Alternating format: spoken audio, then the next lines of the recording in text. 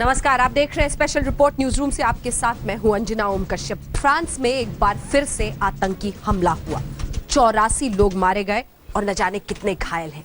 लेकिन इन सब के बीच ये फ्रांस पर तीसरा हमला है और नेशनल डे के दिन ये हमला किया आतंकियों ने। खास बात यह भी है कि आतंकियों ने इस बार नया तरीका अपनाया। ट्रक में सवार हुए और जहां पर लोग जश्न मना रहे थे वहीं पर लोगों को रौंदते हुए आगे बढ़ गए। देखें,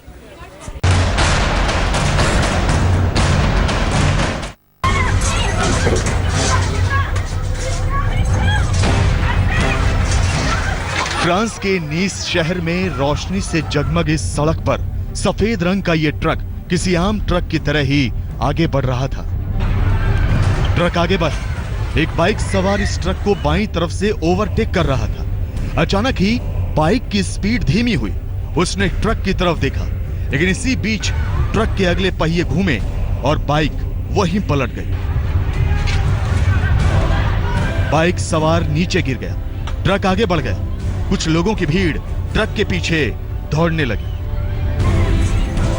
बाइक को टक्कर मारने के बाद इस ट्रक ने अचानक स्पीड पकड़ी थी। तब भी कुछ लोगों को यही लगा कि एक्सीडेंट के बाद ड्राइवर ट्रक लेकर फरार हो रहा है। लेकिन जिन्होंने भी इसे मामूली एक्सीडेंट समझा था वो गफलत में थे।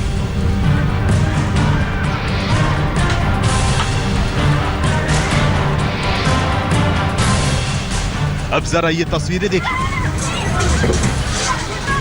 फ्रांस के शहर नीस में अचानक भगदड़ मची।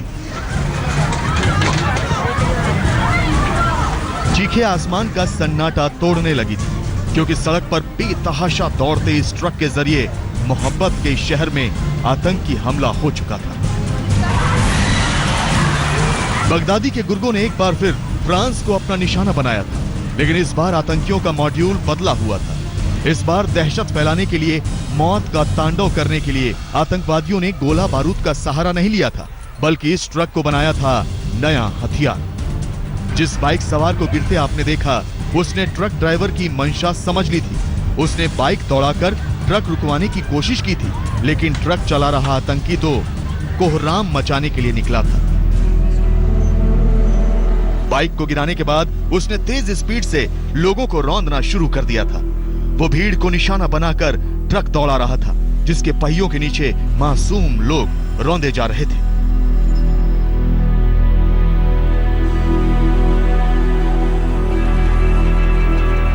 लोग सड़कों पर जान बचाकर बेतहाशा भाग रहे थे। जो भाग निकले वो खुशकिस्मत थे, लेकिन तमाम ऐसे थे जो भाग नहीं पाए और यमराज बने इस ट्रक के पहिए के नीचे। सड़क पर दौड़ती इस मौत ने 2 किलोमीटर तक की पूरी सड़क को लाशों से पाट दिया था। पूरी सड़क खून से तरबतर हो गई थी। चारों तरफ अफरा तफरी, हर तरफ चीख पुकार। नीस शहर के लोग रात 10:30 बजे नेशनल डे के जश्न में डूबे हुए थे। पूरा शहर सड़कों पर उतर आया था। लोग आतिशबाजी का मजा ले रहे थे। तभी आतंक के इस ट्रक ने इस जश्न को देखते ही देखते मातम में बदल दिया।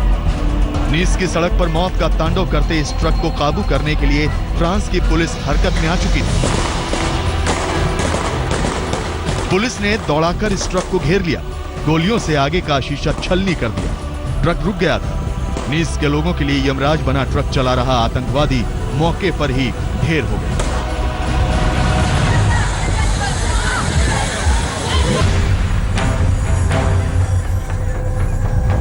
ट्रक चला रहा आतंकवादी तो मारा गया, लेकिन उससे पहले नीस की सड़क मरघट बन चुकी थी। देखते ही देखते दर्जनों एम्बुलेंस और एयर एम्बुलेंस पहुंच चुके थे। घायलों को इलाज के लिए अस्पतालों में ले जाने का सिलसिला शुरू हो गया। इस आतंकी हमले में 84 लोगों की मौत हुई, जबकि 100 से ज्यादा लोग घायल हैं। आतंकी हमले की जिम्मेदारी बगदादी के आतंकी संगठन ISIS ने ली है। ट्रक चला रहे आतंकवादी की पहचान भी हो चुकी है। 31 साल के इस ट्यूनीशियन आतंकी का आई कार्ड ट्रक से बरामद हुआ है। पहले भी ये शख्स हिंसा के आरोप में गिरफ्तार हो चुका था। 9 महीने के भीतर फ्रांस में ये दूसरा बड़ा आतंकी हमला है। पिछले साल नवंबर में पेरिस अटैक हुआ था, जिसमें 130 लोगों की मौत हो गई थी। फ्रांस पर इस आतंकी हमले से पूरी दुनिया दंग है। फ्रांस के राष्ट्रपति ओलांद ने इसे आतंकी हमला करार दिया है। साथ ही फ्रांस में इमरजेंसी 3 महीने के लिए और बढ़ा दी गई है। आज तक ब्यूरो। नफरत की इस पागलपन की हदें देखिए। फ्रांस में जब यह अटैक हुआ था उसके ऐन पहले आईएसआईएस के ऐप से एक स्माइली भेजी, उसके बाद फ्रांस लिखा और फिर हमला किया और इतने लोगों की जान ली।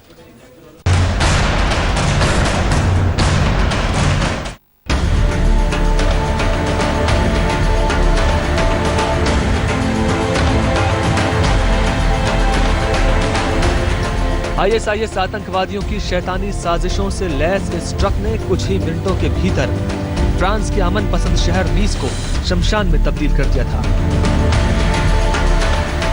सड़क पर जिधर नजर दौड़ाइए उधर ही लाशों के ढेर, चीखते पुकारते घायल, किसी के दोनों पैर उड़ गए, किसी का हाथ कटा तो किसी का पूरा तन आतंकी ट्रक के पहियों के नीचे से गुजर गया। इस आफत से कुछ देर पहले तक नीस शहर बैस्टिल डे यानी फ्रांस के राष्ट्रीय दिवस का जश्न मना रहा था। दिन भर रंग बिरंगे कार्यक्रम हुए थे तो रात में आतिशबाजी में नीस का आसमान सतरंगी हो रहा था।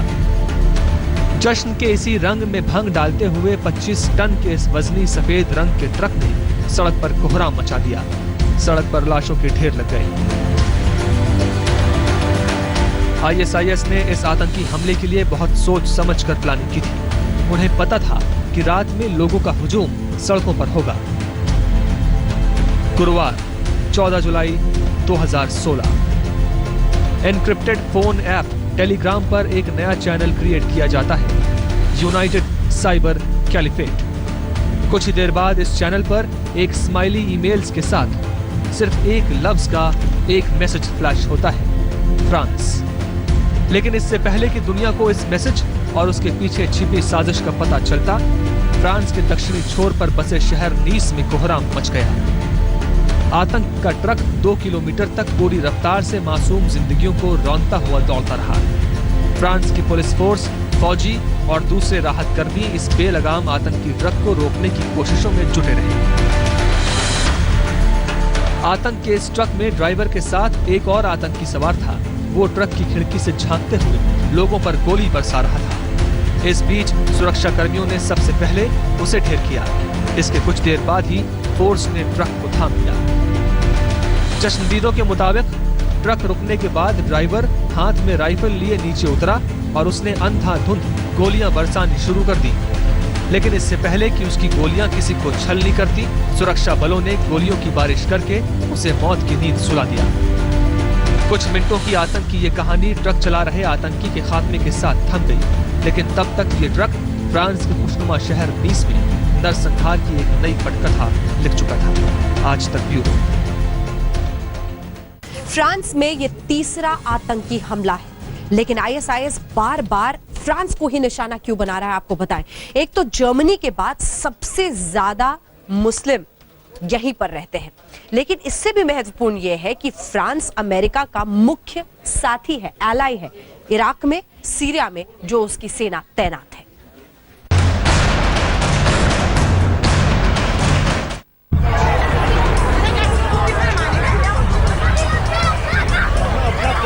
फ्रांस की धरती पर इस वक्त आतंकवाद का खौफ है। फ्रांस की फिजा में आतंकी साजिशों का शोर है। आईएस आतंकियों के हमले से फ्रांस बेहाल है। करीब 18 महीने में यह फ्रांस पर तीसरा बड़ा हमला है। 2015 की शुरुआत में ही आतंकियों ने अपने खूनी इरादे जाहिर कर दिए थे।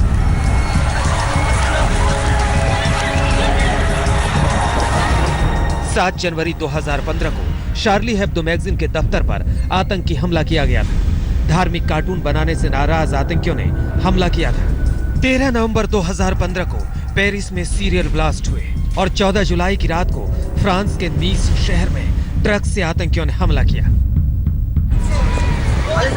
आईएस आतंकी यूं तो कई बार यूरोप को तबाह करने की धमकी देते रहे, मगर पिछले कुछ दिनों में जिस तरह से यूरोपीय देशों पर हमले बढ़े हैं, उसने पूरी दुनिया को सन्न कर दिया है। यूरोपीय देश लगातार आईएस के निशाने पर है।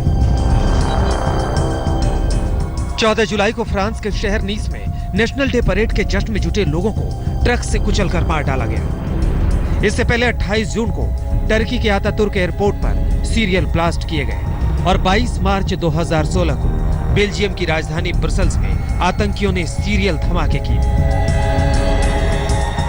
हर बार आतंकी हमलों के बाद आईएस ने जिम्मेदारी ली और इस बार तो हमले के लिए फ्रांस के सबसे खास दिन को चुना गया। फ्रांस में बेस्टिल डे के मौके पर हमला हुआ और ये दिन फ्रांस के लिए जश्न का मौका होता है। आज तक ब्यूरो। इसी के साथ स्पेशल रिपोर्ट में हम रुक रहे हैं ब्रेक के लिए, लेकिन ब्रेक के उस पार आपको दिखाएंगे ऑपरेशन संकट मोचन, कैसे भारतीय सूडान से वापस लाए। स्पेशल रिपोर्ट में न्यूज रूम से एक बार फिर आपका स्वागत है। अब आइए आपको बताते हैं ऑपरेशन संकट मोचन के बारे में। सूडान से भारतीयों को बचाना था, हिंदुस्तान उन्हें एयरलिफ्ट करके लाया गया है और जिस तरह की पहल विदेश मंत्रालय से हुई है उसकी तारीफ हो रही है। 156 लोगों को बचाया गया है, 10 महिलाएं हैं और बच्चे भी शामिल हैं। देखिए।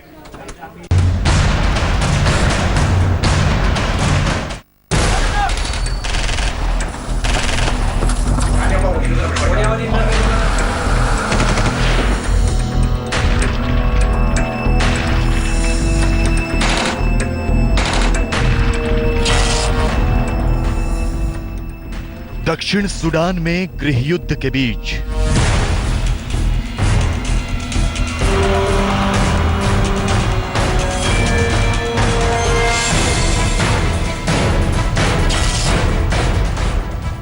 हिंदुस्तानियों के लिए बड़ा ऑपरेशन।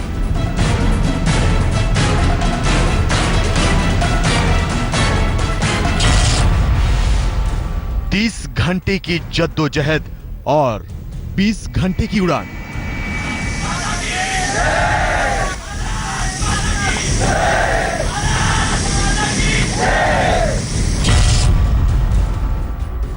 भारत सरकार का ऑपरेशन संकट मोचन।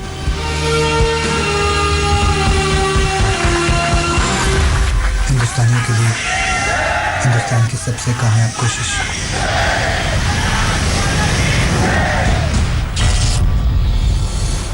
हिंदुस्तानियों को बचाने की कामयाब कोशिश। नमस्कार, आवाज सुनाई दे रही है? एक बार जरा इंडियन एयरफोर्स के लिए ताली बजाई, क्योंकि ये इंडियन एयरफोर्स का जहाज आपको लेके जा रहा है। जी हां, ये है इंडियन एयरफोर्स का विमान C-17 ग्लोब मास्टर। ये विमान दुश्मनों से जंग या लड़ाई का सामान ले जाने का काम करता है, लेकिन इस वक्त ये जिंदगी के मिशन पर है। ये विमान हिंदुस्तानियों से खचाखच भरा है।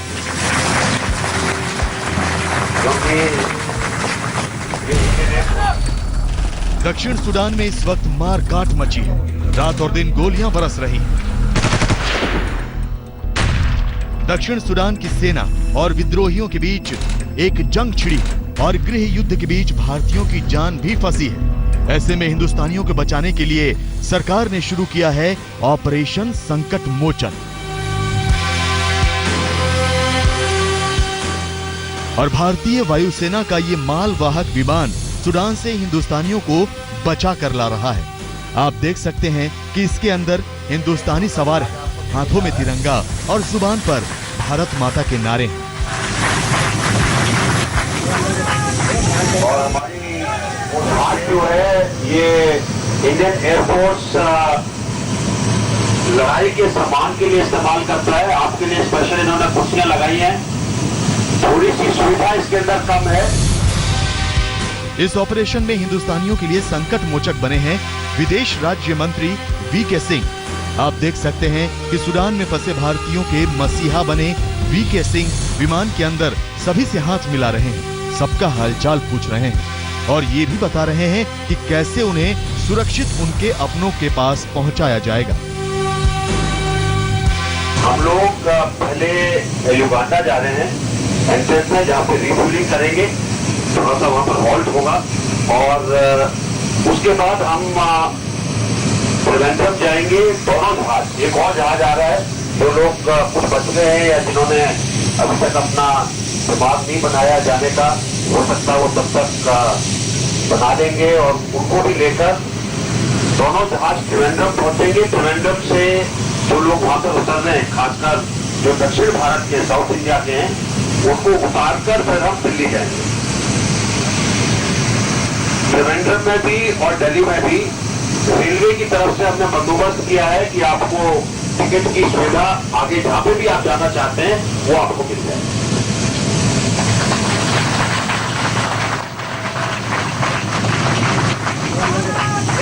और हमारी कोशिश ये है कि आप सुरक्षित जाएं।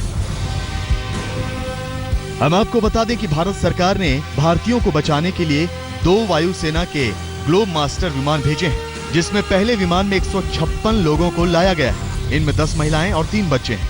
विदेश मंत्रालय के मुताबिक दक्षिण सूडान में करीब 600 भारतीय रहते हैं, जिनमें करीब 450 राजधानी जूबा में रहते हैं और 150 राजधानी से बाहर।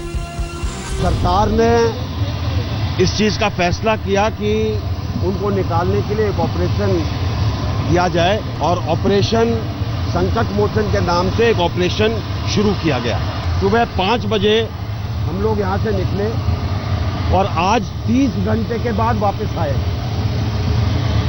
कल सुबह से आज अभी तक हम लोग इसी काम में लगे रहे कि जिसमें से 20 घंटे हम लोग फ्लाइंग कर रहे थे और हम लोगों ने तकरीबन 156 लोगों को वहां से निकाला है जो कि आना चाहते थे। ये तस्वीरें दिल्ली के पालम एयरपोर्ट की हैं।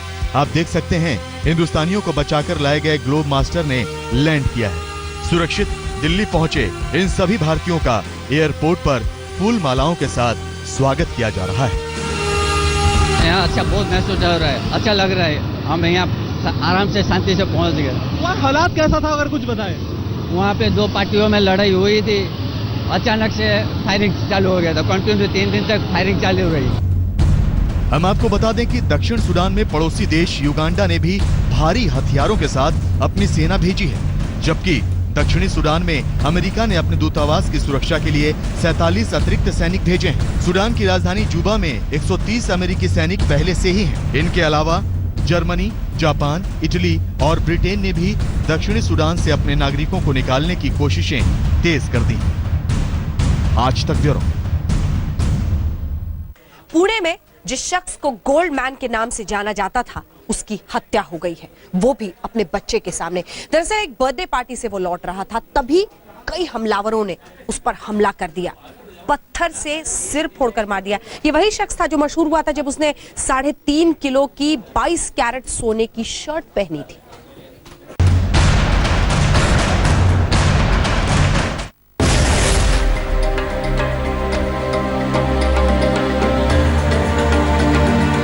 इस शख्स को देखकर कोई भी चौंक जाएगा। किसी बड़े सुनार की दुकान में इतना सोना नहीं होगा जितना सोना इस शख्स ने अपने बदन पर पहना हुआ है।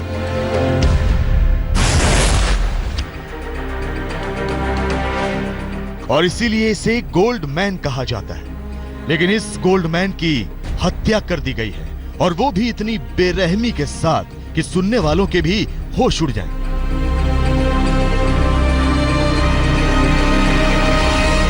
आज हम आपको गोल्ड मैन के कत्ल की सनसनीखेज कहानी बताएंगे। कैसे गोल्ड मैन को खौफनाक मौत दी गई, तो आपको दिखाएंगे कि क्यों और कैसे गोल्ड मैन की हत्या की साजिश रची गई। उससे पहले आपको दिखाते हैं कि गोल्ड मैन अपने बदन पर कितना सोना पहनकर घूमता था। आप देख सकते हैं गोल्ड मैन खाली सोने की शर्ट पहने हुए है। गोल्ड मैन के गले में सोने की मोटी मोटी जंजीरें पड़ी हैं। इतनी जंजीरें कि गर्दन पूरी तरह से सोने की इन जंजीरों से ढकी हुई है। गोल्ड मैन ने कलाइयों में सोने के चौड़े चौड़े ब्रेसलेट पहने हुए हैं, और तो और घड़ी भी सोने की है। गोल्ड मैन की हर उंगली में सोने की अंगूठियां हैं और गले में बड़ा सा ओम का लॉकेट भी। चलिए अब आपको गोल्ड मैन का नाम भी बता देते हैं। जी हां, इनका नाम है दत्ता फुगे। पुणे के रहने वाले हैं, लेकिन शुक्रवार सुबह 3 बजे पुणे का दीघी गांव गोल्डमैन दत्ता फुगे अपने एक बेहद करीबी दोस्त के घर से अपने घर के लिए लौट रहे थे। अचानक 8 से 10 हमलावर गोल्डमैन पर धावा बोल देते हैं। पहले ये हमलावर दत्ता पर धारदार हथियारों से वार करते हैं और जब दत्ता जमीन पर गिर जाते हैं तो बदमाश उन्हें पत्थरों से कुचल कुचल कर मौत के घाट उतार देते हैं। यह है मौकाए वारदात की तस्वीरें। आप देख सकते हैं दत्ता फुगे का जूता पड़ा है, सड़क खून से रंगी हुई है, ढेर सारे पत्थर पड़े हैं। पुलिस क्राइम सीन का मुआयना कर रही है। गोल्डमैन अपने दोस्त के घर बर्थडे पार्टी में गए हुए थे। उनके साथ उनका बेटा शुभम भी था। लेकिन जैसे बदमाशों ने पिता पर हमला बोला, किसी तरह से शुभम ने वहां से भागकर अपनी जान बचाई। दत्ता फुगे मनी वक्रतुंड नाम से चिटफंड कंपनी चलाते थे। गोल्डमैन पर लोगों से पैसे ऐंठने का भी आरोप लगा था। दत्ता फुगे का ज्वेलरी का बिजनेस था। कुछ महीने पहले ही पुलिस ने गोल्डमैन को तड़ीपार करने का नोटिस भी जारी किया था। इलाके के थाने में दत्ता पर धोखाधड़ी और धमकी देने के मामले दर्ज हैं, लेकिन गोल्डमैन का शौक सबसे निराला था।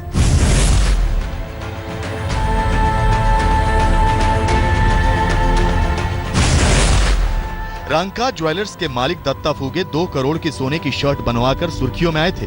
इस शर्ट को कई महीने की कड़ी मेहनत के बाद पुणे के जाने माने ज्वेलरी डिजाइनर तेजपाल रांका ने तैयार किया था। इस शर्ट को तेजपाल रांका ने 4 गनमैन की सख्त सुरक्षा के बीच 15 दिनों की कड़ी मेहनत से तैयार किया था। शर्ट बनाने के लिए 50 साल पुरानी डाई का इस्तेमाल किया। शर्ट के हर हिस्से को जोड़ने के लिए 16 कारीगरों ने 15 दिनों तक लगातार काम किया। शर्ट को लेकर दत्ता फुगे का नाम Guinness book of world record में भी आया, जिसे बाद में महाराष्ट्र के ही एक बिजनेसमैन पंकज पारिक ने 4.1 किलोग्राम की सोने की शर्ट पहनकर तोड़ दिया। दत्ता फुगे जब भी सोने की शर्ट पहनकर निकलते थे, उनके साथ 20 बॉडीगार्ड इर्द गिर्द होते थे। हमेशा टाइट सिक्योरिटी के बीच चलने वाले दत्ता पार्टी से लौटते वक्त अकेले कैसे थे? समीर शेख, पुणे, आज तक। स्पेशल रिपोर्ट में हम रुक रहे हैं ब्रेक के लिए, लेकिन ब्रेक के उस पार आपको दिखाएंगे हार्दिक पटेल जब जेल से निकला तो किन शब्दों में उसने मोदी को ललकारा। हार्दिक पटेल जेल की हवा खाकर जब बाहर निकला तो उसने प्रधानमंत्री मोदी के लिए कहा कि 56 इंच का सीना नहीं, सामाजिक अधिकार चाहिए। उसने ये भी कहा है कि वो कुर्मी समुदाय को पूरे देश में इकट्ठा करेगा और आंदोलन छेड़ेगा। तरीका अलग होगा लेकिन अंदाज वही होगा।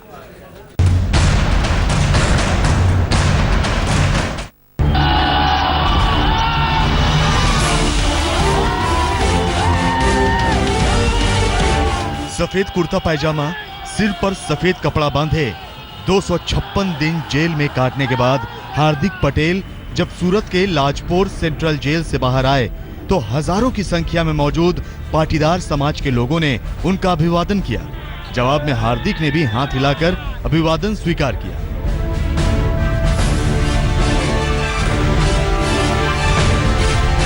खुली जीप पर सवार हुए और हमेशा की तरह पाटीदार समाज के नाम पर एक बार फिर प्रधानमंत्री नरेंद्र मोदी पर निशाना साधा। क्या ना मुझे हाइट चाहिए, ना मुझे बॉडी चाहिए, ना मुझे 56 इंच का सीना चाहिए, मुझे तो समाज के लिए सिर्फ हक चाहिए। आपको बता दें कि हार्दिक पर हिंसा और देशद्रोह का मामला चल रहा था। पिछले हफ्ते गुजरात हाई कोर्ट ने हार्दिक को जमानत दी थी, लेकिन कोर्ट ने रिहाई के बाद 48 घंटे के अंदर गुजरात छोड़ने की शर्त रखी। 6 महीने तक गुजरात से तड़ीपार का आदेश दिया गया। लिहाजा गुजरात छोड़ने से पहले हार्दिक ने सूरत में एक रोड शो करने की पुलिस से इजाजत मांगी थी। कानून व्यवस्था न बिगाड़ने की शर्त पर पुलिस ने हार्दिक को इजाजत दी तो 20 किलोमीटर के इस रोड शो के पहले हार्दिक ने हुंकार भरी कि उन्होंने अपने काम करने का तरीका बदल लिया है, लेकिन अंदाज वही पुराना रहेगा।